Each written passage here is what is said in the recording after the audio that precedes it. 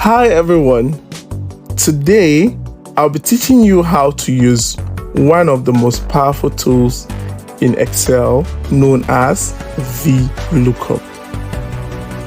So imagine if we have these student scores here and we need to grade them using these grade categories.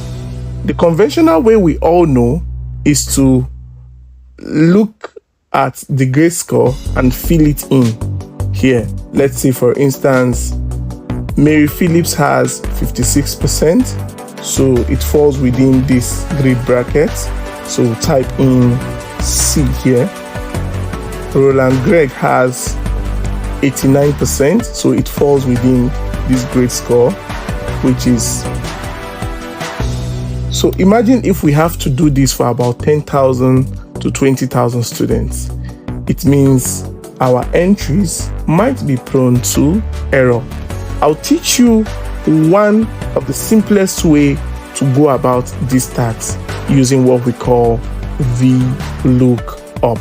So what you just need to do is to type in equal to Vlookup, open brackets, you highlight what you want to look up, type in comma, and you highlight your grade categories. You can lock in your formula by typing F4. Then you type in comma. Since we are looking, what we are looking it up against is on the second row, you type in 2, comma, then you type in through, and you close your brackets. With this formula, you can see it works like magic, and you have your grade. You drag it down to have for others. So you can see, as simple as that, within a twinkling of an eye, your grade scores have been recorded. Thank you for watching this video.